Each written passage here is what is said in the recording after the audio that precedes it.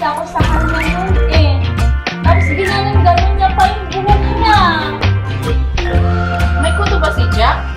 Ewan ko na kasi siya lang naman ang lagi kong kasama.